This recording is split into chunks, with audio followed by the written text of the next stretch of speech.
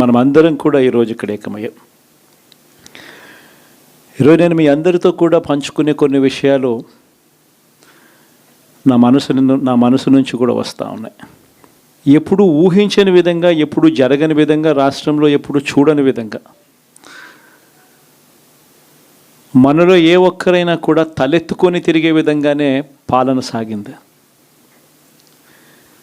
రాష్ట్ర చరిత్రలో ఎప్పుడు జరగని విధంగా ఏకంగా 99% మేనిఫెస్టోలో చెప్పిన హామీలను అమలు చేసి ప్రతి ఇంటికి కూడా ఆ మేనిఫెస్టోను తీసుకొని పోయి, అక్క మీరే టిక్కు పెట్టండి, ఇదిగో మా మేనిఫెస్టో, ఎన్నెన్ని జరిగాయి, ఏమేమి జరిగాయి అని మీరే టిక్కు పెట్టండి అని చెప్పి వారి చేతికే మేనిఫెస్టో ఇచ్చి వారి చేతనే టిక్కు పెట్టించి మరీ వారి ఆశీస్సులు తీసుకుంటూ ప్రతి గడప తిరిగిన పరిస్థితుల మధ్య ఈరోజు కలుస్తూ ఉన్నాం. ఇంతవరకు రాష్ట్ర చరిత్రలో ఎప్పుడూ కూడా ఒక మేనిఫెస్టోని ఇంత సీరియస్గా ఎవరు తీసుకున్న పరిస్థితులు ఎప్పుడూ లేవు. ఎన్నికలప్పుడు ఏదో పెద్ద పెద్ద బుక్కులు ప్రింట్ చేసేవాళ్ళు, పెద్ద పెద్ద మాటలు చెప్పేవాళ్ళు. ఎన్నికలు అయిపోయిన తర్వాత మేనిఫెస్టో చెత్తబుట్టలో పడేసే పరిస్థితి. మొట్టమొదటిసారిగా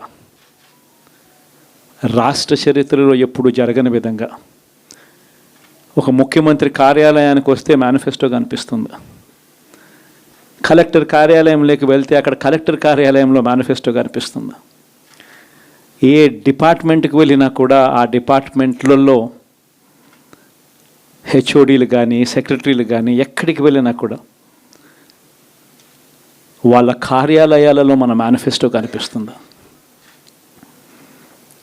ప్రతి డిపార్ట్మెంట్కు, ప్రతి కలెక్టర్కు ఈ మేనిఫెస్టో పెట్టి, ఇదే మన ఎజెండా, ఈ ఎజెండా ఆధారంగానే పాలన సాగుతుంది అని వారందరినీ కూడా మొట్టమొదటి రోజు నుంచి కూడా సమాయత్తం చేసి ఏకంగా 99% హామీలను అమలు చేసి గర్వంగా, సగర్వంగా తలెత్తుకొని మళ్ళీ ప్రజల దగ్గరికి వెళ్ళి ఓట్లు అడిగే పరిస్థితులకి మొట్టమొదటిసారిగా ప్రభుత్వం అడుగులు వేసింది ఈ మన 5 సంవత్సరాల కాలంలోనే. నిజంగా ఇది జరిగినప్పుడు, చూసినప్పుడు నిజంగా ఆశ్చర్యం అనిపిస్తుంది. ఎప్పుడు చూడని విధంగా ఏకంగా 2,70,000 కోట్ల రూపాయలు, ఎప్పుడు జరగలే ఇది.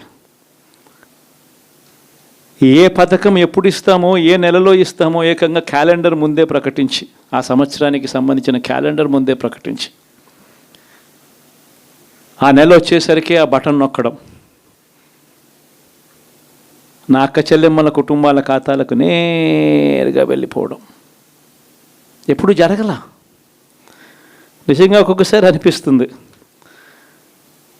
ఏమయ్యాయి ఆ ప్రేమలు, ఏమయ్యాయి ఆ ఆప్యాయతలు అని ఒక్కొక్కసారి అనిపిస్తుంది. 66 లక్షల మంది పెన్షన్లు తీసుకుంటా ఉన్న అవ్వాతాతలు, మనం అధికారంలోకి రాకమునుపు పెన్షన్ కేవలం 1000 రూపాయలు. ఎన్నికలకి 2 నెలల ముందు వరకు కేవలం 1000 రూపాయలు. మనం ఏకంగా దాన్ని 3,000 రూపాయలకు పెంచుకుంటూ పోయాం. అప్పట్లో 39 లక్షలు మాత్రమే పెన్షన్దారులు, 66 లక్షలకు పెంచుకుంటూ పోయాం. ఏ ఒక్కరిని కూడా పక్కన పెట్టండి అనే మాట నోట్లో నుంచి రాలేదు. ఏకంగా 66 లక్షల మందికి ఇంటి వద్దకే, మొట్టమొదటిసారిగా ఇంటి వద్దకే వెళ్ళి వాళ్ళ బాధలు తెలిసిన వ్యక్తులుగా వాళ్ళ చేతికి అందించి వాళ్ళ ఆశీస్సులు తీసుకున్నాం. మరి ఏమయ్యాయి ఆ 66 లక్షల మంది అవ్వాతాతలు, ఆ వికలాంగులు, ఆ వితంతువులు, అక్క చెల్లెమ్మలు, వారి ఆప్యాయతలు, ప్రేమలు ఎప్పుడు జరగని విధంగా 54 లక్షల మంది తల్లులకు కేవలం మీ పిల్లలకు బడులకు పంపించండి చాలు, మీ పిల్లలు గొప్పగా చదవాలి, మీ పిల్లలకు మంచి భవిష్యత్తు ఉండాలి అని 54 లక్షల మంది అమ్మలకు అమ్మఒడి మరి ఏమయ్యాయి వాళ్ళ ప్రేమలు, వాళ్ళ ఆప్యాయతలు? ఏకంగా 53,58,000 మంది రైతన్నలకు ఇంతకుముందు ఎప్పుడూ జరగల. పెట్టుబడి సమయం వచ్చేసరికి రైతన్నలకు పెట్టుబడి సహాయంగా రైతు భరోసా ఇచ్చే కార్యక్రమం. ఎప్పుడూ చూడని విప్లవాత్మక మార్పులు వ్యవసాయ రంగంలో. మరి ఏమయ్యాయి వారి ప్రేమలు, వారి ఆప్యాయతలు అంటే అది తెలియదు. ఏకంగా 1,05,00,000 మంది అక్క చెల్లెమ్మలకు 0 వడ్డీ క్రమం తప్పకుండా ప్రతి సంవత్సరం వారికి అండగా నిలబడుతూ చేశాం.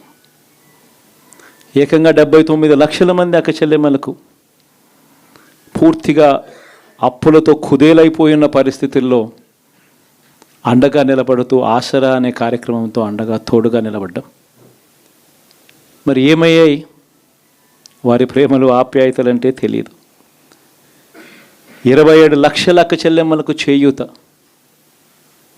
క్రమం తప్పకుండా ఇచ్చాం. ప్రతి సంవత్సరం 30 లక్షల మంది పిల్లలకు మంచి జరిగిస్తూ ఆ తల్లులకే విద్యా దీవెన, వసతి దీవెన. ఏకంగా 31 లక్షల అక్క చెల్లెమ్మలకు ఇళ్ల పట్టాలు.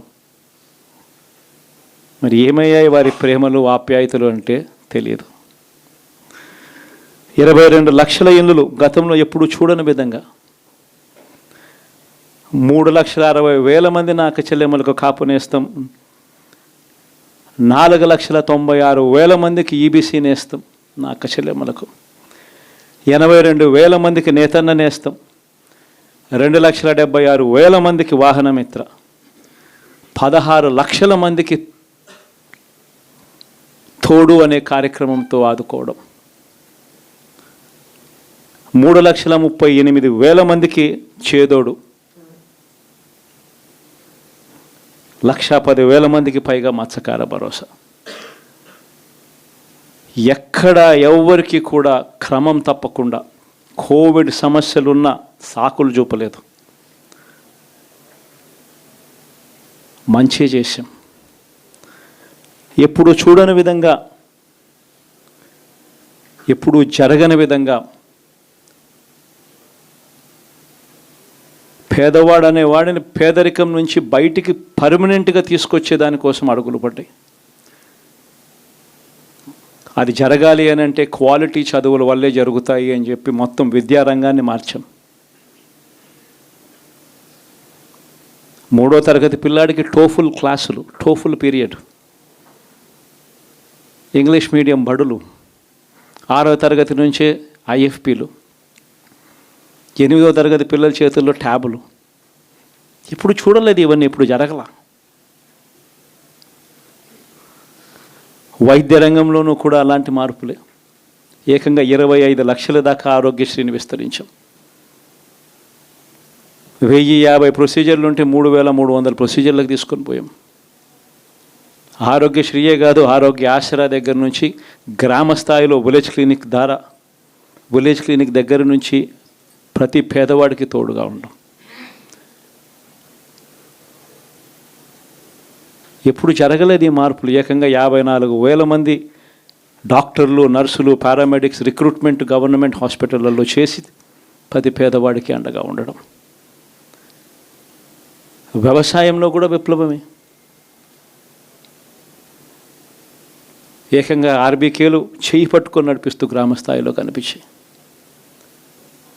విద్య, వ్యవసాయం, వైద్యం, సామాజిక న్యాయం,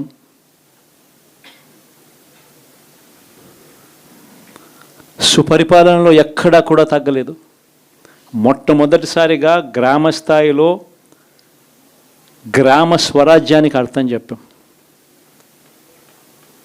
లంచాలు, వివక్ష లేని పాలన ఇవ్వగలుగుతారా అని అంటే ఎప్పటికీ క్వశ్చన్ మార్క్గా ఉన్న పరిస్థితుల్లో లేదు, కాదు, లంచాలు, వివక్ష లేని పాలన సాధ్యమే అని చెప్పి మొట్టమొదటిసారిగా చూపించింది ఈ 5 సంవత్సరాల పాలనలోనే. ప్రతి పథకము డోర్ డెలివరీ చేసాం. ఇంటి వద్దకే పాలన అన్నదానికి అర్థం తీసుకొచ్చాం. మహిళా సాధికారతకు ఈ మాదిరిగా చేయగలుగుతాము అని చెప్పి అర్థం చూపించాం. ఇవన్నీ సంస్కరణలు. ఏ అక్క చెల్లెమ్మ బయటికి వెళ్ళినా కూడా ధైర్యంగా పోయే పరిస్థితి. ఫోన్లో దిశ యాప్ ఇలా 5 సార్లు ఊపితే చాలు 10 నిమిషాల్లో పోలీస్ వచ్చి అక్క ఏమైంది అనే పరిస్థితి. గ్రామంలోనే మహిళా పోలీస్. ఎప్పుడు చూడలేదు ఇవన్నీ.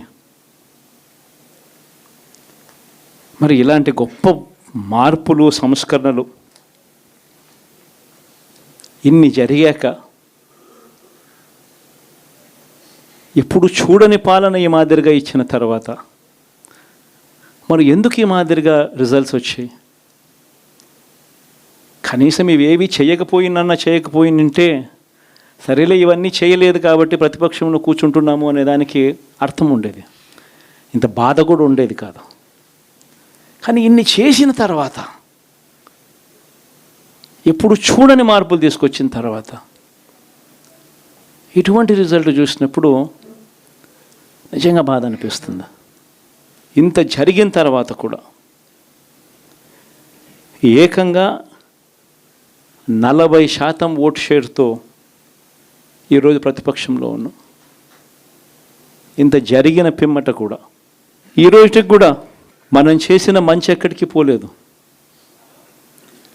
మనం చేసిన మంచి ఈ రోజుకి కూడా ప్రతి గడపలోనూ కనిపిస్తుంది, ప్రతి కుటుంబానికి తెలుసు.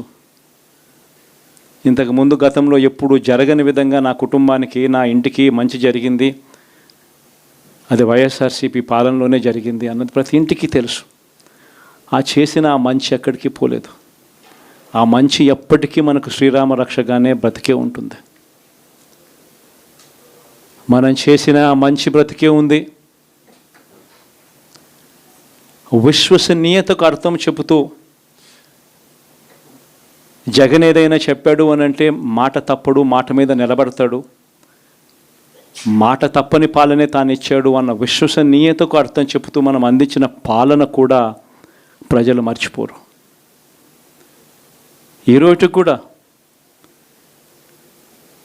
ఈరోజు ప్రతిపక్షంలో ఉన్నా కూడా నేను చెప్తా ఉన్నా, గర్వంగా కూడా చెప్తా ఉన్నా, ఈ రోజుకి కూడా జగన్ అబద్ధాలు ఆడడు, జగన్ మోసం చేయడు. మళ్ళీ చంద్రబాబు చెప్పిన మాదిరిగానే అంతకన్నా ఎక్కువ అబద్ధాలు మనం చెప్పుంటే బాగుండేదేమో, ఆ 10% మనతోనే నిలిచి ఉండేవాళ్ళేమో, అలా చేసి ఉంటే బాగుండేదేమో అని చెప్పి కూడా చాలామంది కనిపించవచ్చు కూడా. మరీ జగన్ ముక్కుసూటి మనిషి, మరీ జగన్ రాజకీయాలలో మరీ నిజాయితీగా ఉంటాడు, ఇంత నిజాయితీగా ఉండడం కరెక్ట్ కాదేమో అని. కానీ ఒకటే చెప్తా ఉన్నా, ఓడిపోయిన పర్వాలా, అధికారం కోసం అబద్ధాలు చెప్పడం, అధికారం కోసం మోసం చేయడం ధర్మం కాదనే, న్యాయం కాదనే జగన్ ఎప్పుడు నమ్ముతాడు. 2014లో కూడా ఇదే నమ్మాను. సాధ్యం కానిది సాధ్యం కాదు అని నేను చెప్పాను. చంద్రబాబు నాయుడు ఏమో వ్యవసాయ రుణాలు మాఫీ దగ్గర నుంచి అన్నీ కూడా చేస్తానని చెప్పి, ఆ తర్వాత మళ్ళీ 2019 వచ్చేసరికి చేయక ప్రజలు రెట్టించిన ఉత్సాహంతో మళ్ళీ మనల్ని తీసుకొచ్చారు. మళ్ళీ ఈరోజు కూడా అదే జరుగుతుంది. 2029 వచ్చే నాటికి వచ్చేసరికి చంద్రబాబు నాయుడు చెయ్యని హామీలను, మోసం చేసిన పరిస్థితులను ప్రజలు ఏ స్థాయిలో గుర్తుపెట్టుకొని మళ్ళీ మనల్ని ఆశీర్వదిస్తారు అని అంటే, చంద్రబాబు నాయుడుకు సింగిల్ డిజిట్లలోనే నెంబర్స్ వచ్చే పరిస్థితి కూడా ఆ రోజు కూడా దూరంగా లేదు. ఇది వాస్తవం. ఈరోజు మనం చేసిన మంచి ఎక్కడికి పోలేదు. మనం విశ్వసనీయతతో చేసిన రాజకీయాలు కూడా ఎక్కడికి పోలేదు. ప్రజలకు మళ్ళీ దగ్గరయ్యే కార్యక్రమాలు, ప్రజలకు తోడుగా ఉండే కార్యక్రమాలు, ప్రజల తరపున పోరాటం చేసే కార్యక్రమాలు కూడా జరుగుతాయి.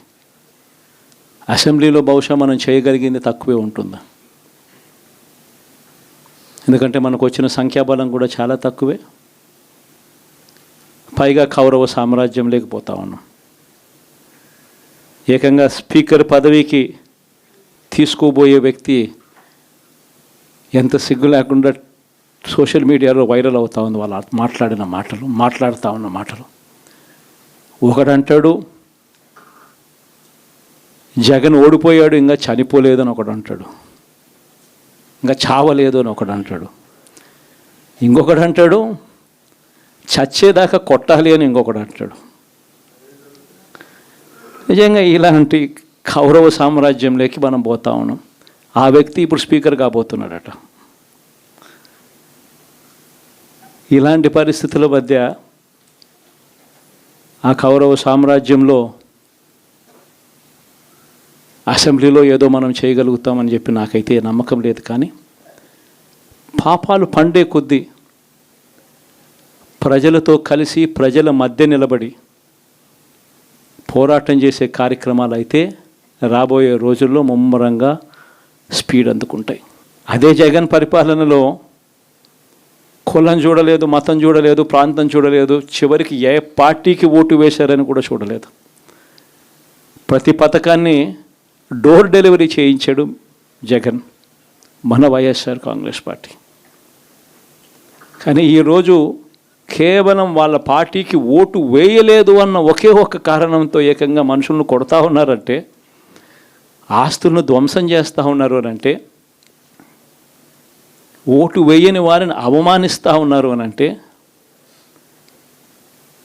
నిజంగా ప్రతి గ్రామంలోనూ ఇంత అన్యాయంగా వ్యవహరిస్తున్నారు అని అంటే, శిశుపాలని పాపాలు పండడం చాలా వేగంగా పడతా ఉన్నాయి. పాపాలు పడ్డే కార్యక్రమాలు ఎప్పుడు చూడల. మన పరిపాలనలో, మీ జగన్ పరిపాలనలో ఏకంగా మేనిఫెస్టో అన్నది ప్రతి గవర్నమెంట్ అధికారి ఆఫీస్లో కనిపించేది. కలెక్టర్ల కార్యాలయాల్లో మొదలు పెడితే సెక్రటరీల కార్యాలయాల దగ్గర నుంచి, హెచ్ఓడి కార్యాలయాల దగ్గర నుంచి ముఖ్యమంత్రి కార్యాలయాల్లో మన మేనిఫెస్టో కనిపిస్తూ ఉంటే, కనిపించే పాలన మనదైతే, ఇప్పుడు హోర్డింగులు పెడుతున్న రెడ్ బుక్ అని హోర్డింగులు పెట్టి, ఆ రెడ్ బుక్లో కక్ష సాధింప చేయబోయే అధికారులు ఎవరు, ఎవరిని కొట్టాలి, ఎవరిని నాశనం చేయాలి అని చెప్పి ఏకంగా పేర్లు రాసి రెడ్ బుక్ అని చెప్పి దాన్ని ప్రకటించి ఏకంగా హోర్డింగులు పెట్టి, ఆ రెడ్ బుక్ అనేది ఏదో ఘనకార్యం చేస్తూ ఉన్నట్టుగా రెడ్ బుక్స్లో ఉన్న పేర్లన్నింటినీ కూడా మేము వాళ్ళని కొడతాము, వాళ్ళని చంపుతాము, వాళ్ళ మీద అఘాయిత్యాలు చేస్తాము, అన్యాయాలు చేస్తాము అని చెప్పి ఏకంగా నిస్సిగ్గుగా దౌర్జన్యం చేస్తూ ఉన్న పరిస్థితులు కనిపిస్తూ ఉన్నాయి. శిశుపాలని పాపాలు వేగంగా పడుతూ ఉన్నాయి. మొట్టమొదటిసారిగా కేంద్రంలో కేవలం 272 స్థానాలకు 273 స్థానాలకు గాను మెజారిటీ రావాలనంటే 240 స్థానాలకి వచ్చి ఆగిపోయింది బీజేపీ. 240 స్థానాలకి ఆగిపోయిన పరిస్థితులు మొట్టమొదటిసారిగా కేంద్రంలో ఉన్న పార్టీకి పూర్తి మెజారిటీ లేదు. 240 స్థానాలకి ఆగిపోయిన పరిస్థితులు. మరోపక్క చంద్రబాబు నాయుడు గారికి 16 స్థానాలు అంటాడు. ఎన్డీఏలో తానే చక్రం తిప్పుతా అన్నట్టుగా మోడీ పక్కనే కూర్చొని కనిపిస్తాడు. మరి ఇలాంటి పరిస్థితుల్లో కూడా రాష్ట్రానికి రావాల్సిన ప్రత్యేక హోదా అడక్కపోవడం, మరి ఇలాంటి పరిస్థితుల్లో కూడా రాష్ట్రానికి రావాల్సిన ప్రత్యేక హోదా అడక్కపోవడం, అడిగి సాధించుకోకపోవడం, శిశుపాలని తప్పుల్లో, వరుస తప్పుల్లో, పాపాల్లో ఇవన్నీ కూడా బాగాలే. ఇటువంటి పరిస్థితుల్లో కూడా రాష్ట్రానికి రావాల్సినవి, కావాల్సినవి అడగలేని పాలన, అడగలేని మనిషి రాష్ట్రానికి ఏం సమాధానం చెప్తాడు, రాష్ట్ర పిల్లలకి ఏం సమాధానం చెప్తాడు, రాష్ట్రంలో ఉన్న యువకులకు, పిల్లలకు ఏం సమాధానం చెప్తారు? శిశుపాలని పాపాల్లో ఇవన్నీ కూడా ఇప్పటికే వేగంగా కూడా అందుకుంటా ఉన్నాయి. అదే జగన్ ఉండింటే, అదే వైఎస్ఆర్ కాంగ్రెస్ పార్టీ పాలన ఉండింటే ఈ పాటికే విద్యా దీవెన బటన్ అయిపోయి ఉండేది. జనవరి, ఫిబ్రవరి, మార్చికి సంబంధించిన క్వార్టర్కి సంబంధించిన Vidya Deevena fee reimbursement pending. అదే జగన్ ఉండింటే ఏప్రిల్లో ఇవ్వాల్సిన Vasathi Deevena first instalment pending. ఇప్పటికే రైతు భరోసా పెండింగ్, అమ్మఒడి పెండింగ్, చివరికి చిన్న అమౌంట్ అయిన మత్స్యకార భరోసా కూడా పెండింగ్. అదే జగన్ ఉండింటే ఈ పాటికి ఇన్ని బటన్లన్నీ ఈ పాటికి అయిపోయి ఉండేటివి. ఒక్క జగన్ తప్పుకోవడంతో, ఒక వైఎస్ఆర్సీపీ పాలన పోవడంతో ఈరోజు అమ్మఒడి బటనింగా రాలా, రైతు భరోసా బటనింగా రాలా, విద్యా దీవెన పెండింగ్, వసతి దీవెన పెండింగ్. ఇప్పటికే ఇక ఇదే అంటుకుంటూ పోతుంది. డిసెంబర్, జనవరి వచ్చే నాటికి ఏమయ్యా ఇవన్నీ మాకు చెప్పావు, 4,12,00,000 మంది ఓటర్ల లిస్టు, ఇందులో సగం మంది ఆడవాళ్ళే, అందరూ 18 సంవత్సరాల పైవారే ఓటర్ లిస్టులో ఉన్నారు అని అంటే, మరి వీరందరికీ 1,500 ప్రతి నెల ఇస్తానన్నాడు, సంవత్సరానికి 18,000.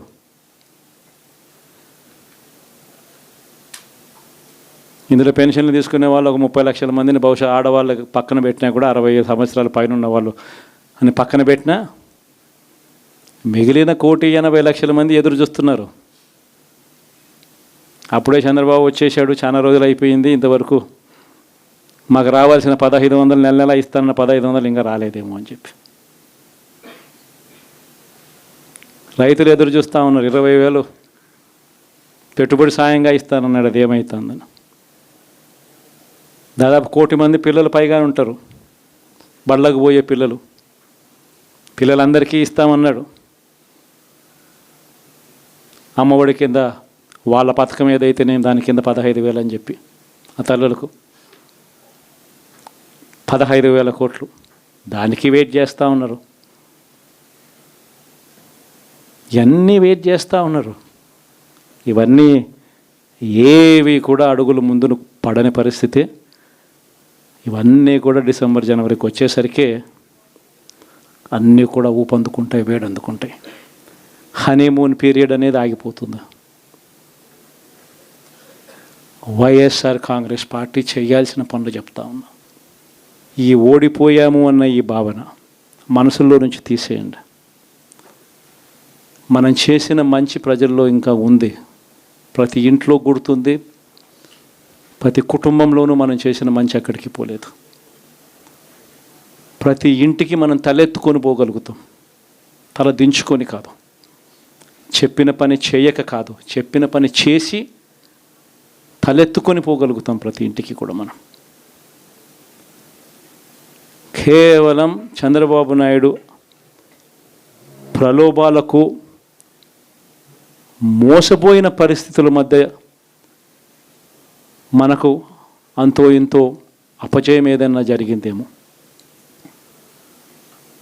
ఆ మోసాలు ఎప్పుడైతే మోసాల కింద తేటతెల్లం అవుతాయో, ప్రజల్లో ఆ సింపతి, మన పట్ల ప్రేమ, ఆయన పట్ల కోపం రెండూ కూడా ఏకమవుతాయి.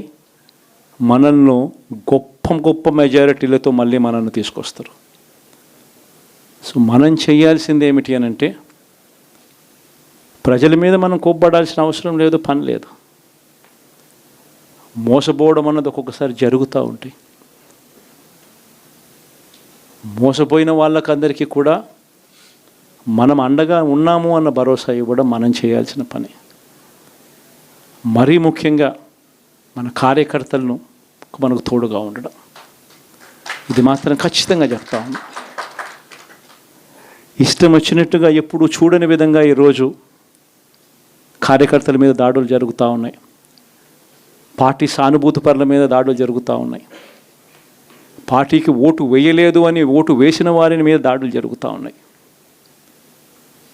కొన్ని చోట్ల అవమానాలు, ఆస్తుల నష్టాలు, దాడులు, దెబ్బలు తగలడము, ప్రాణాలు కోల్పోవడం కూడా కొన్ని చోట్ల చేశాం.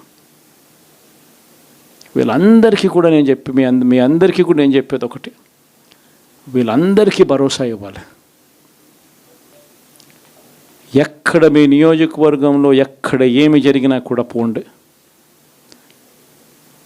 మీ తరపు నుంచి సహాయం చేసే కార్యక్రమం చేయండి. పార్టీ తరపు నుంచి కూడా సహాయం అందిస్తుంది, అది కూడా తీసుకొని పోయి కూడా ఇవ్వండి. ప్రతి కార్యకర్తకు తోడుగా ఉందాం, ప్రతి కార్యకర్తకు భరోసా ఇద్దాం. చాలా అవసరం కూడా. మన కోసం కష్టాల్లోనూ నష్టాల్లోనూ మన కోసం నిలబడ్డారు, జెండాలు మోసి నష్టపోయారు, ఓట్లు వేసి దెబ్బలు తిన్నారు, మనకు ఓట్లు వేసి దెబ్బలు తిన్నారు. వాళ్ళందరికీ కూడా తోడుగా ఉండాల్సిన అవసరం ఉంది.